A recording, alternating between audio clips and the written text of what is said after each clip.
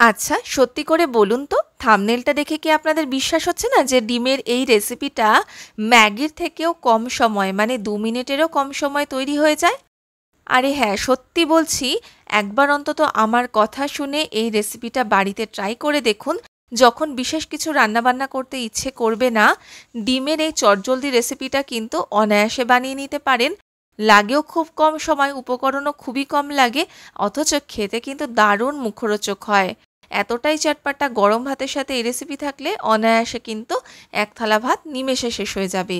এর জন্য প্রথমেই 4টে ডিমকে সেদ্ধ করে খোসা ছাড়িয়ে নিয়ে মাঝখান থেকে হাফ করে কেটে নিয়েছি। অন্যদিকে 3টে বড় সাইজের পেঁয়াজকে এরকম ঝিরিঝিরি করে কুচি করে নিয়েছি। 10 কোয়া মতো রসুনের কুচি নিয়েছি, আর নিয়েছি 3-4টে কাঁচা লঙ্কার কুচি। ব্যাস, এরপর কড়াইয়ের মধ্যে সর্ষের তেল দিয়ে ভালো করে আগে গরম করে নেব। তার মধ্যে প্রথমেই যেটা দেব সেটা হলো রসুন কুচিটা, তারপর দেব কাঁচা লঙ্কা কুচি। একটু সাবধানে দেবেন, কাঁচা লঙ্কা দেওয়ার পর কিন্তু একটু ফাটতে পারে। দিয়ে দিলাম পেঁয়াজের কুচিগুলো।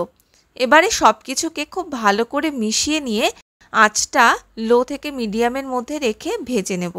মানে এটাকে কিন্তু কনস্ট্যান্ট নাড়তে থাকবেন। পেঁয়াজটা আস্তে আস্তে অনেকটা ওই বেরেস্তার মতো হয়ে যাবে ভাজতে ভাজতে, বেশ একটা বাদামি মতো রং আসবে আর মচমচে ভাব হবে।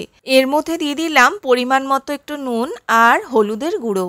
নুনটা দেওয়ার জন্য পেঁয়াজের থেকে কিন্তু জল ছাড়তে শুরু করবে, আর তারপর পেঁয়াজটা নরম হলে তাড়াতাড়ি ভাজাও হয়ে যাবে।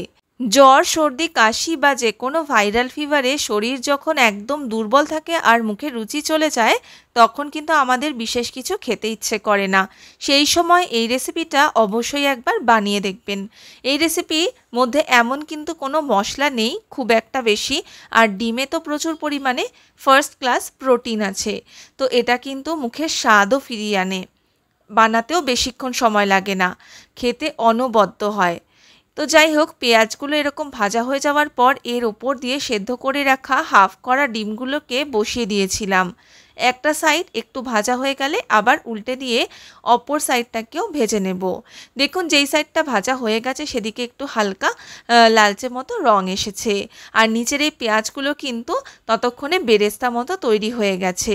রেসিপিটা এই অবধিও আপনি করে রাখতে পারেন, তবে এখানে একটা টুইস্ট আছে।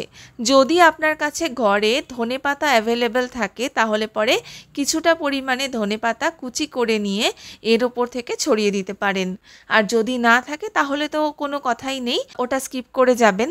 তবে আমার কাছে ধনেপাতা ছিল বলে আমি একটুখানি কুচি করে ছড়িয়ে দিয়েছি। ব্যাস, এবারে গ্যাসটা অফ করে দিলেই তৈরি হয়ে যাবে আমাদের আজকের রেসিপি ডিমের চাট। গরম ভাতের সাথে খেতে কিন্তু দুর্দান্ত লাগে। রেসিপিটা কেমন লাগলো অবশ্যই জানাবেন, আর আমার চ্যানেল দ্য বং বেগুনিকে সাবস্ক্রাইব করে পাশে থাকার অনুরোধ রইল। ধন্যবাদ।